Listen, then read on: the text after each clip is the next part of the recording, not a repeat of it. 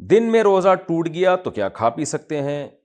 روزہ ٹوٹنے کے بعد مثال کے طور پر الٹی سے روزہ ٹوٹ گیا تو اس کے بعد دن میں کھانے پینے کی اجازت ہوگی یا نہیں؟ حنا صاحبہ پشاور سے۔ پہلی بات تو یہ کہ الٹی سے روزہ نہیں ٹوٹتا، الٹی سے روزہ دو شرطوں کے ساتھ ٹوٹتا ہے۔ ایک تو یہ کہ آپ نے حلق میں ڈال کے الٹی کی اور منہ بھر کے کی،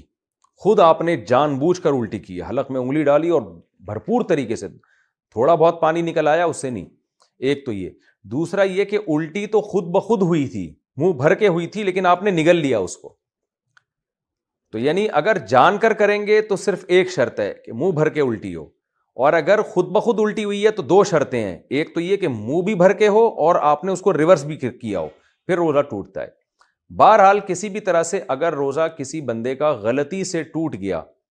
تو پھر اس پر لازم ہے کہ وہ کمپلیٹ کرے روزہ، یعنی کھانا پینا اس کے لیے جائز نہیں ہے۔ ہاں بعد میں قضا بھی کرنی پڑے گی۔ دیکھیں دو طرح سے روزہ ٹوٹتا ہے، ایک ہوتا ہے بھولے سے ٹوٹ جانا، اس سے تو ٹوٹتا ہی نہیں ہے، آپ کو یاد نہیں تھا آپ کا روزہ ہے، آپ نے کھا لیا پی لیا، بعد میں یاد آیا اڑے بھائی آج تو میرا روزہ تھا، اس سے کچھ نہیں ہوتا، نہ روزہ ٹوٹا، نہ کفارہ، نہ قضا، کچھ بھی نہیں، بلکہ پورا روزہ کمپلیٹ ہو گیا، آپ کا ثواب پورا ملے گا، حدیث میں آتا ہے، اس صراحتاً ہے یہ حدیث میں۔ لیکن ایک ہوتا ہے غلطی سے ٹوٹ جانا، غلطی کا مطلب یہ ہوتا ہے کہ مسٹیک ہو گئی آپ سے،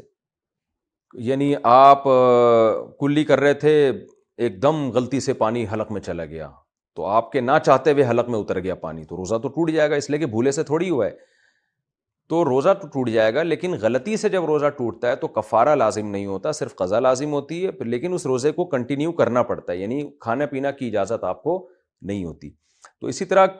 اللہ کی طرف سے کسی کے ساتھ ایسا معاملہ ہوا کہ روزہ ٹوٹ گیا، مثال کے طور پر منہ بھر کے الٹی ہوئی اور نہ چاہتے ہوئے بھی پیٹ میں دوبارہ واپس چلی گئی، اس سے روزہ ٹوٹ جائے گا، تو یہ بھی غلطی سے ٹوٹنا کہلائے گا۔ تو اس صورت میں بھی آپ کو قضا کرنی پڑے گی، کفارہ نہیں ہوگا، لیکن کھانا پینا آپ کے لیے پھر بھی ٹھیک نہیں ہوگا، اس کو روزے داروں کی طرح آپ پر رہنا لازم ہوگا شام تک۔